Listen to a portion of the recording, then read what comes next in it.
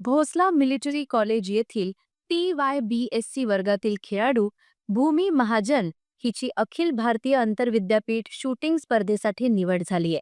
ही प्रतिष्ठेची स्पर्धा 26 फेब्रुवारी ते 1 मार्च दरम्यान गुरु नानक देव युनिव्हर्सिटी अमृतसर येथे पार पडणार आहे.